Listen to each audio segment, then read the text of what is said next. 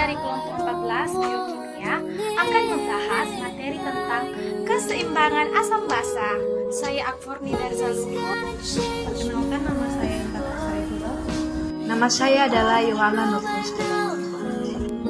Perkenalkan, nama saya Kristina Ibu. Saya Widya Santi Manggalika, bagian dari kelompok 14 yang akan mempresentasikan hasil kerja kelompok kami tentang keseimbangan asam basa.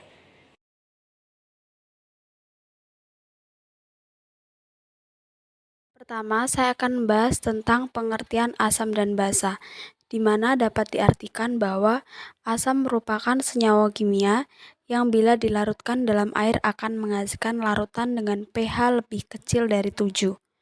Asam adalah suatu zat yang dapat memberi proton atau ion H+ kepada zat lain, atau dapat menerima pasangan elektron bebas dari suatu basa.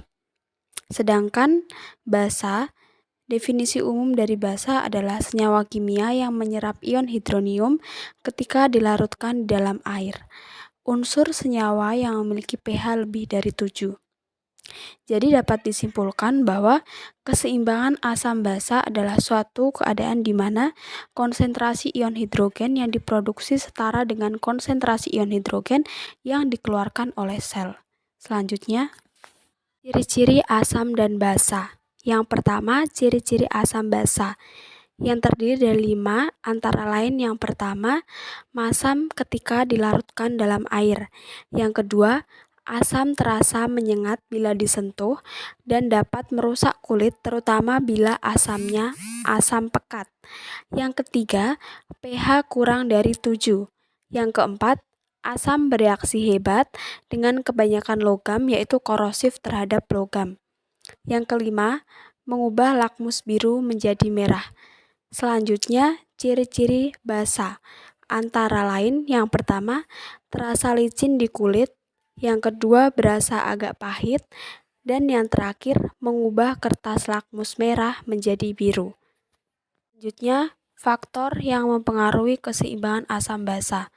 Pengaturan keseimbangan asam basa diselenggarakan melalui koordinasi dari 3 sistem. Antara lain yang pertama, sistem buffer. Sistem penyangga asam basa kimiawi dalam tubuh, yang dengan cara bergabung dengan asam atau basa untuk mencegah perubahan konsentrasi ion hidrogen yang berlebihan. Yang kedua, sistem paru, mengendalikan kandungan asam karbonik dari cairan ekstraseluler. Dan yang ketiga, sistem ginjal. Ginjal mengatur keseimbangan asam basa dengan sekresi dan reabsorpsi ion hidrogen dan ion bikarbonat. Selanjutnya, gangguan keseimbangan asam basa. Gangguan keseimbangan asam basa adalah kondisi ketika kadar asam dan basa dalam darah tidak seimbang.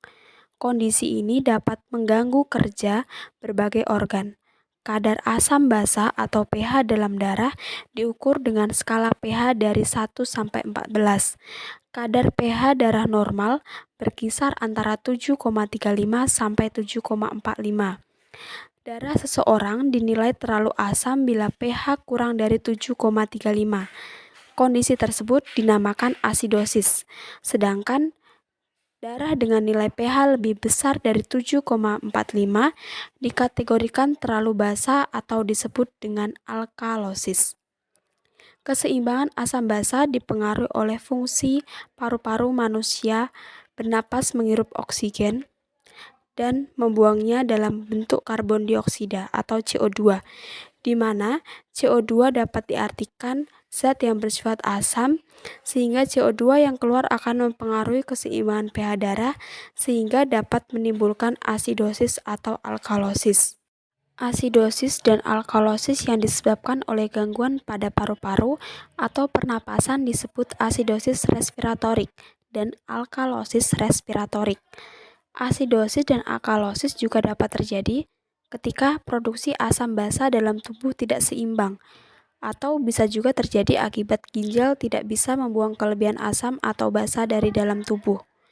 Asidosis dan alkalosis yang terjadi akibat dua kondisi di atas disebut asidosis metabolik dan alkalosis metabolik. Penjelasan selanjutnya adalah contoh dari asam dan basa. Contoh benda bersifat asam yang kerap dimanfaatkan oleh manusia. Yang pertama, asam askorbat atau vitamin C yang ada pada buah-buahan. Yang kedua, ada asam sitrat, ada pada buah lemon atau jeruk nipis. Yang ketiga, ada asam malat, ada pada buah apel dan buah pir. Yang keempat, ada asam asetat atau cuka, digunakan untuk bahan memasak. Dan yang kelima, ada asam folat, ada pada pisang, alpukat, bayam, dan lainnya. Yang keenam, ada asam karbonat untuk bahan minuman bersoda. Dan yang ketujuh, ada asam sulfat untuk bahan aki mobil dan lainnya. Selanjutnya ada contoh benda yang bersifat basa. Ada soda kue, deterjen bubuk, pasta gigi, tablet obat mah, sabun mandi, dan masih banyak lagi lainnya. Sekian presentasi dari kelompok kami, kelompok 14. Semoga penjelasan dari kami bisa dipahami dan dimengerti. Sekian, terima kasih. Selamat menonton.